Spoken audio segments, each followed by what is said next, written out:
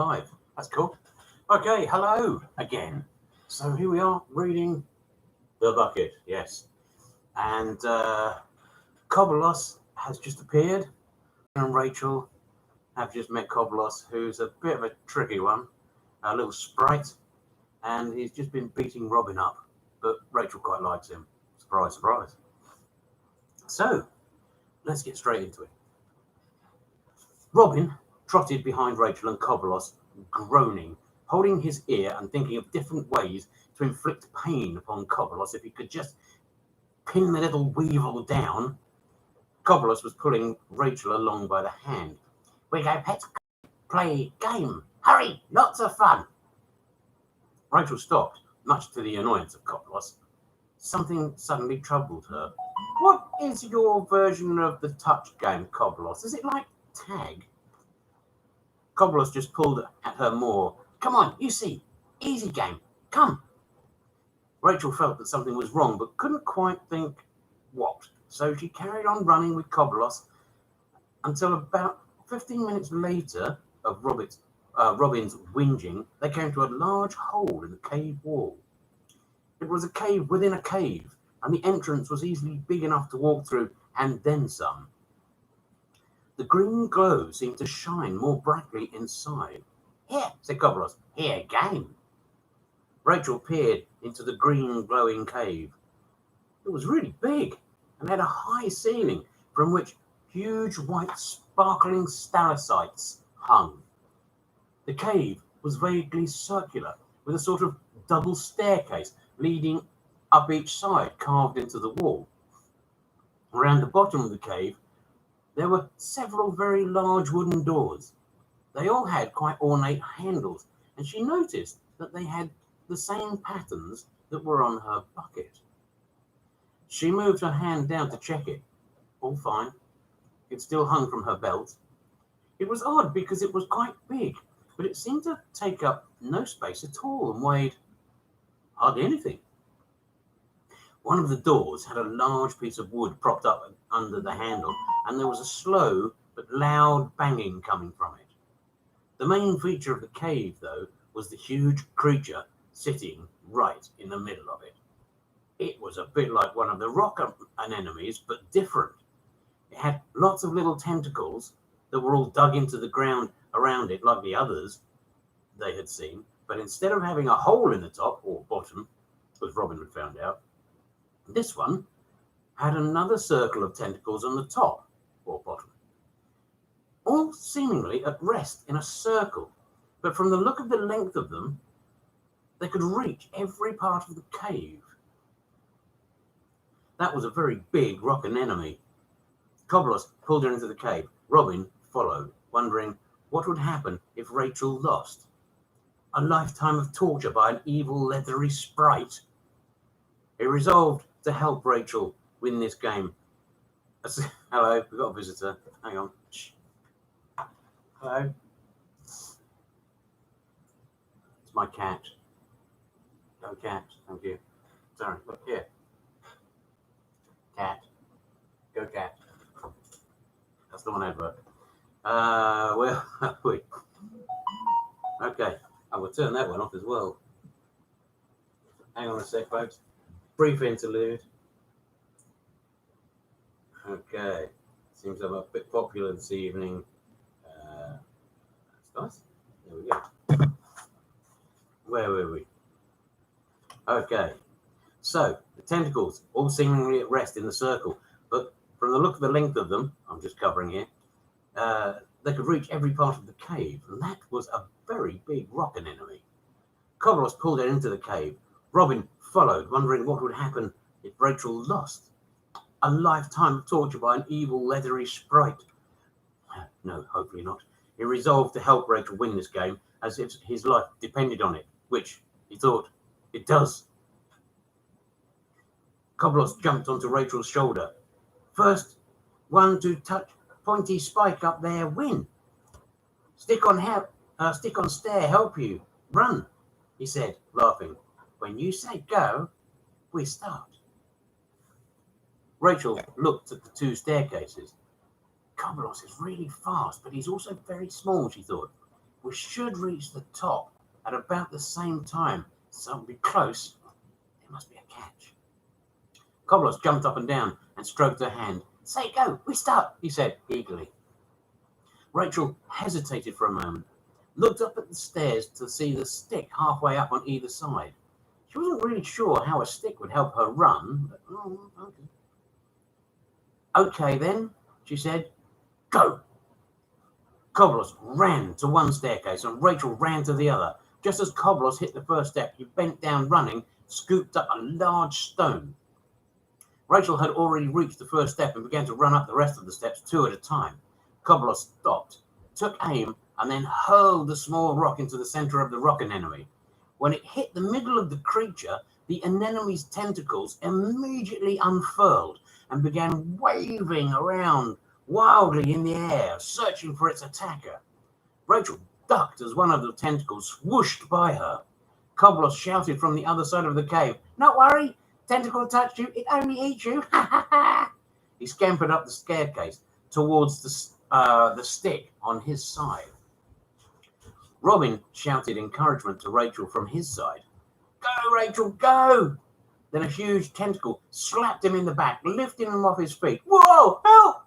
The tentacle swung Robin through the air, and he threw his arms up to grab hold of anything that might help save him. Just as his arms went up, he slipped out from his jacket and fell to the floor with a grunt. The tentacles swung round even more wildly. He looked around the cave in panic and noticed the wood propped under one of the doors. Without thinking, he ran towards it and grabbed it from under the handle, and in one movement swung it around to hit the tentacle. The tentacle immediately shrank back and curled up. Robin shouted to Rachel, "Hit the tentacles!" Rachel heard him and looked down to see what had happened. "Use the stick, Rachel," shouted Robin. Rachel started back up the stairs, and as she did so, the door that Robin had taken a piece of wood from burst open, and the biggest man that Robin had ever seen rushed out and roared, its eyes flaming red. It wasn't all man, though. It had two huge bull's horns on its head, and a lot more muscle than any human should be allowed to have.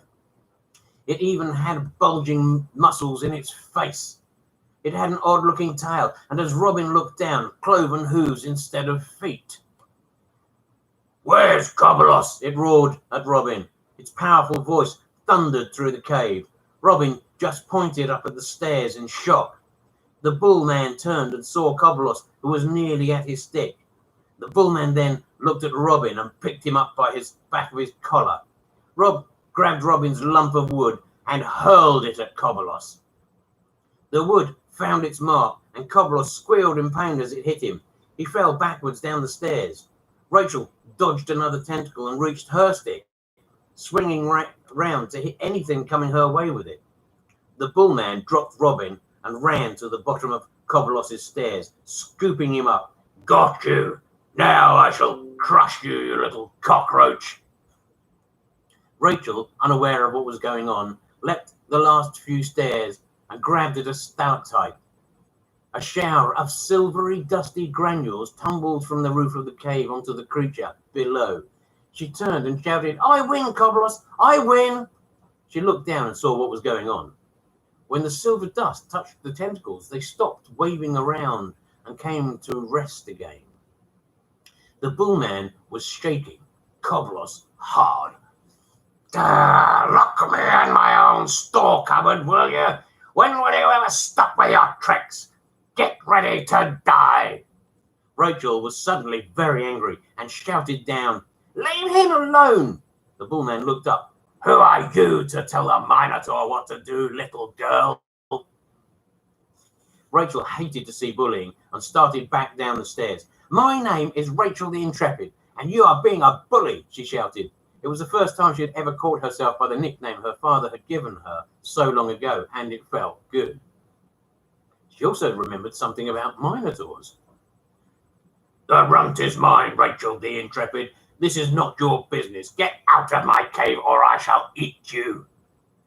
Do you not know who I am?" Rachel shouted back as she jumped from step to step. "I don't care who you are. You are being a bully, and I have business with Kobalos as well." Put him down now. Robin stood back out of the way, unsure how to help Rachel. Rachel dropped down to the last step and walked straight to the Minotaur, but spoke to Robin as she went. Get ready and hold him tight. Robin was confused. Okay. The Minotaur laughed. You think you can fight a Minotaur, girl? He looked dangerously fierce, towering above her. His voice boomed around his cave, the flames in his eyes burning. He lowered his head, pointing his horns directly at Rachel, and his eyes flared bright, fiery red. Rachel smiled at him as she neared him. No, she said, and then she ran at him, dived into a forward roll through his legs. But Minotaur roared and dropped Kobalos. No, no, stop it! Kobalos ran, but Robin was too quick for him this time. Rachel jumped onto the Minotaur's back and wriggled her fingers up and down under his arms. The Minotaur bent over laughing, trying to escape the tickling. Rachel grabbed one of his huge horns and tickled him around the neck, which was pretty thick and muscly. Not the neck. No, no, please, no, I give in. Not the neck. Tickling. Kobalos is mine, okay?